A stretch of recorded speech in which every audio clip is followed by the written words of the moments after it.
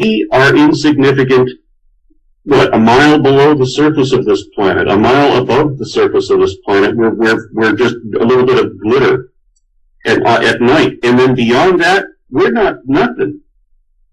So when you get to, when you get to other galaxies, how could anyone imagine that what had created the world?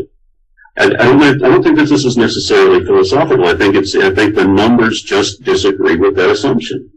Don, next, please. I'm sorry, I'm really going to try and cut this to an end fairly quickly. Don. No, that's fine. But Jack, you asked, is life futile without God? And to decide if something is futile, you have to know and define what's meaningful, right? And because that answer is different for everybody else, there can be no overriding yes or no answer about the meaning of life and its futility. Same thing with significance. If something is significant to me, it doesn't mean that everything else has the same significance to other people. It's all relative. And I don't think that there is an overriding answer, which is what you're sort of dependent on. And yes, about Aaron's point, it is both a waste of time and space. I mean, we've only been here for so long. Take a look at the amount of time humans have been here versus the amount of time that the universe has been in existence too. It's such a thing that we always start stuff, contemplating star stuff. Thunder. Yeah, I mean, you were sort of saying that there was a difference between your projected meaning, which is, as far as I can tell, completely anthropomorphic, and mine, which is actually based on observations. This is the scientific method. We know things about how systems behave and that some outcomes are more likely than others.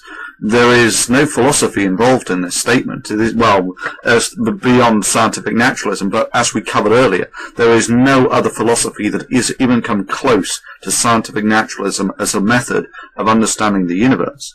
And, one of the extrapolations of this is you can actually Next forecast, lunar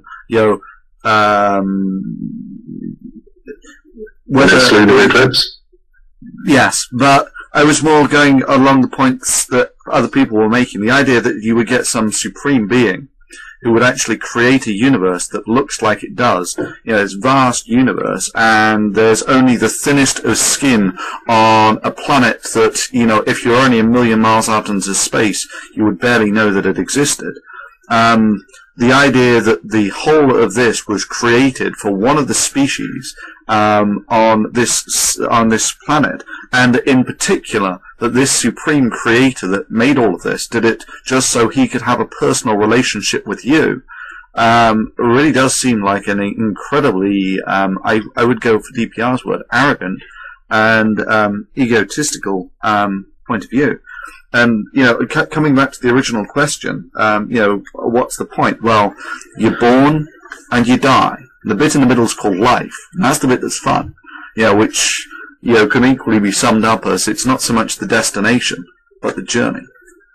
The fact is, Thunderfoot, whether you want to say that people can speak in anthropomorphic ways, or whether you want to say that somehow you have gained special access to a use of language which is now considered objective.